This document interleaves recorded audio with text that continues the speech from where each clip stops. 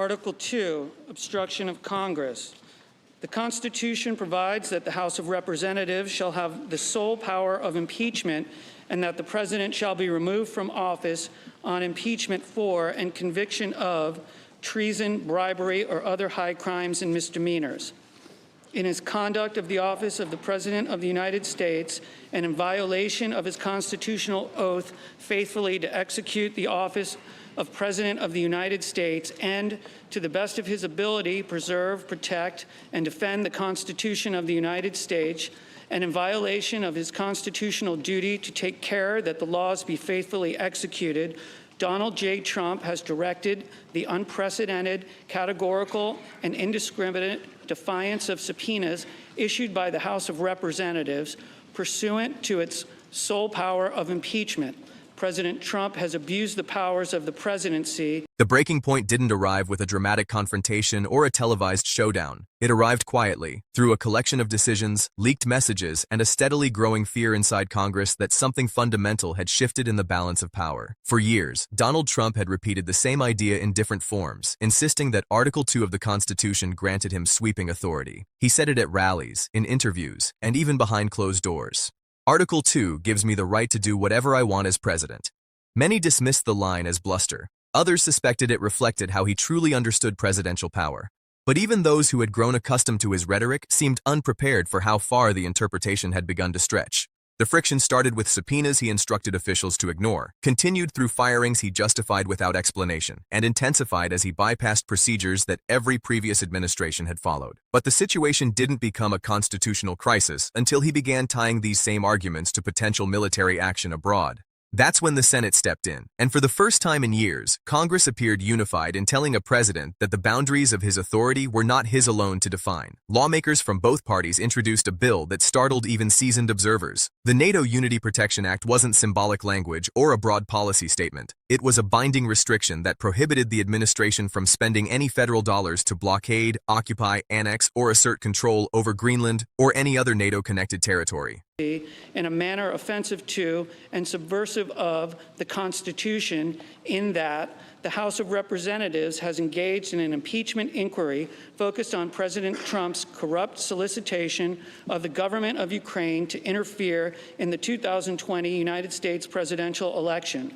As part of this impeachment inquiry, the committee's undertaking the investigation serves subpoenas seeking documents and testimony deemed vital to the inquiry from various executive branch agencies and offices and current and former officials.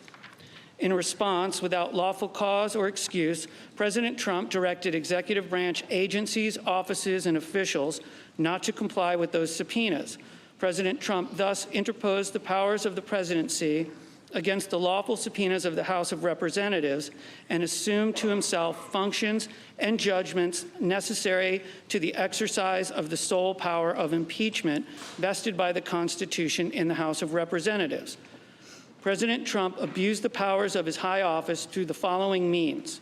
1, directing the White House to defy a lawful subpoena by withholding the production of documents sought therein by the committees.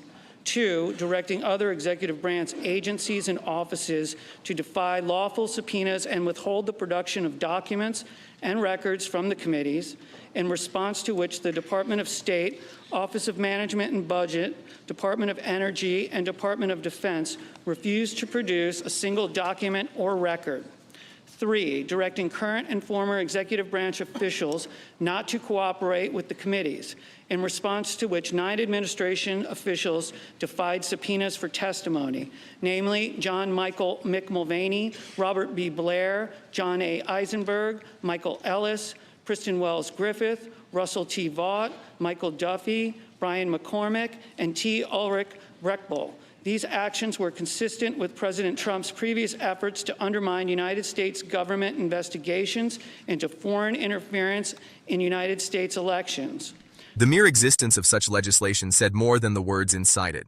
It reflected a belief, shared by Republicans and Democrats, that the possibility of military action against Greenland had become real enough to require a legal barrier. And that was only the beginning. The text of the bill gained attention immediately, not because of its complexity, but because of what it implied. The United States, for the first time in modern memory, had reached a point where Congress felt compelled to write specific rules to prevent an American president from taking territory from an ally. Senator Jeanne Shaheen led the effort, but the inclusion of Senator Lisa Murkowski signaled something larger. When a member of the president's own party backs a bill that limits his military authority, it sends a message that concerns have moved beyond ordinary disagreements. It was a sign that anxiety inside the Senate had grown too large to ignore. Rumors had been circulating for months that Trump viewed Greenland not as a failed diplomatic joke, but as a strategic objective, and those whispers gained traction each time he refused to dismiss the idea publicly. At one point, he suggested Denmark lacked the capacity to defend it, implying that the United States needed greater control for security purposes.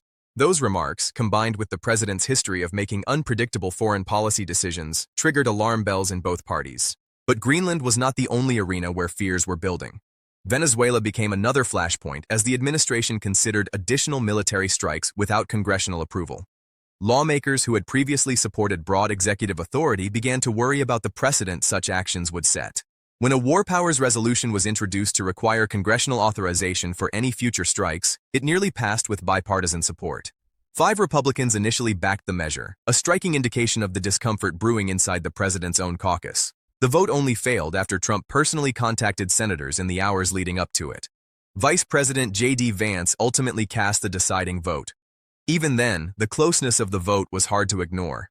For a president who once commanded unwavering loyalty from his party, this kind of fracture was significant. It revealed shifting confidence in his judgment, especially on matters that carried the risk of escalating into regional or global conflicts. But nothing shifted the conversation more abruptly than a leaked message that circulated quietly through diplomatic and congressional circles.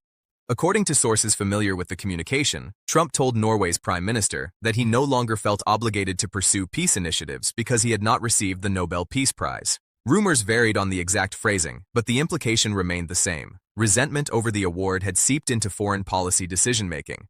Lawmakers who reviewed the message described it as unsettling, not because of its tone, but because of what it suggested about the reasoning behind major geopolitical choices. When news of the exchange reached Congress, the reaction was swift. Many questioned whether personal grievance had begun replacing strategic analysis. Others viewed it as evidence of emotional volatility that raised national security concerns. Senator Ed Markey became the first to publicly call for invoking the 25th Amendment. He argued that decisions influenced by frustration over an award, a symbolic honor, demonstrated compromised judgment. While some dismissed his remarks as partisan, several lawmakers privately admitted the message troubled them.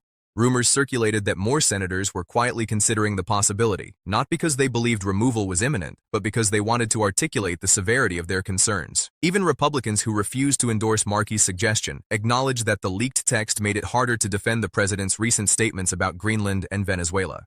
The 25th Amendment conversation did not dominate the news cycle for long, but its emergence marked a turning point. It showed that for the first time, members of Congress were not merely opposing Trump, they were questioning his fitness to make decisions that could lead to war.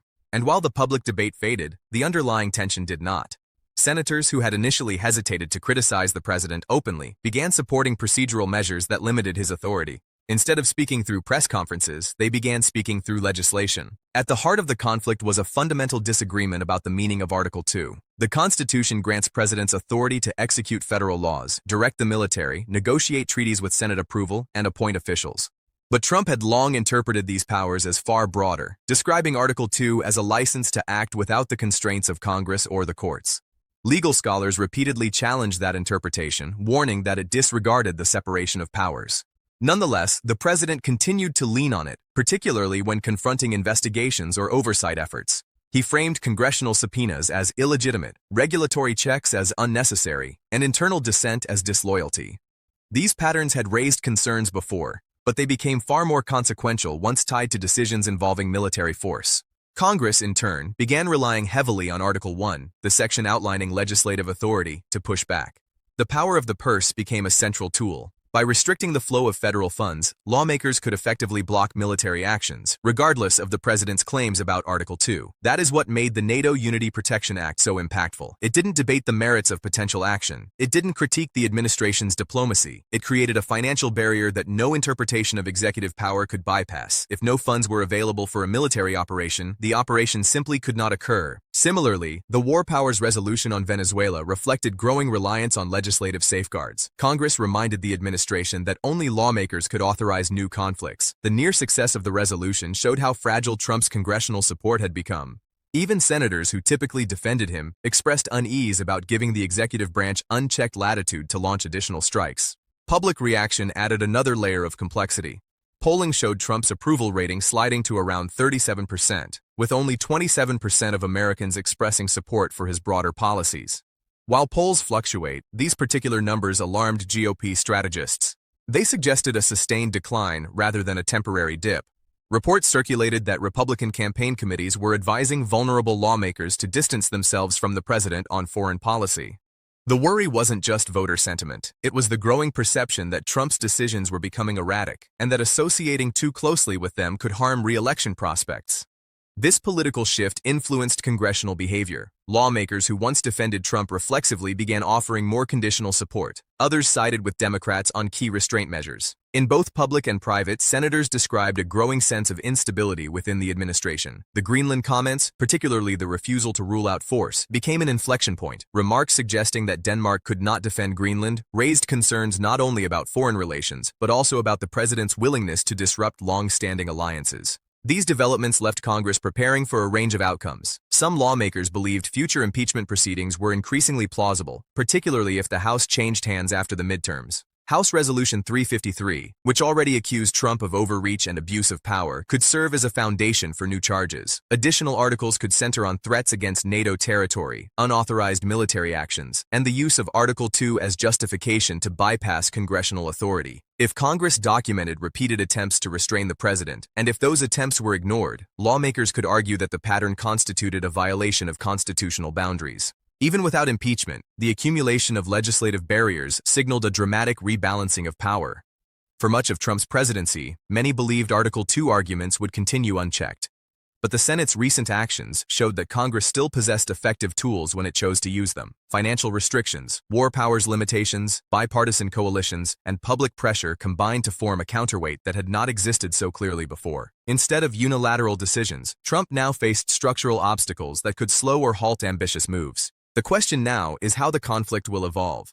Trump continues to insist that Article 2 grants him broad authority, yet Congress is increasingly unwilling to leave such interpretations unchallenged. Should he attempt military action without authorization, lawmakers could respond with further funding restrictions or additional war powers resolutions. If tensions escalate, the 25th Amendment discussion, once considered unthinkable, could return to the forefront. And if impeachment becomes politically viable, lawmakers may pursue it not as a symbolic gesture, but as a constitutional necessity.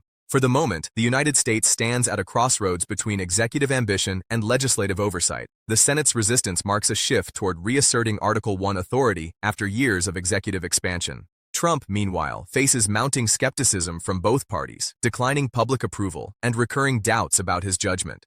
Whether this confrontation leads to political damage, impeachment, or continued stalemate remains uncertain. But one thing is clear. The era in which Article 2 could be invoked as justification for limitless power is rapidly dissolving. The restraints long written into the Constitution are re-emerging, and the presidency is once again being shaped by the checks intended to govern it. If you want more deep-dive breakdowns like this and want to stay ahead of every new twist in Washington, make sure you're subscribed and click the notification bell so you don't miss what's coming next.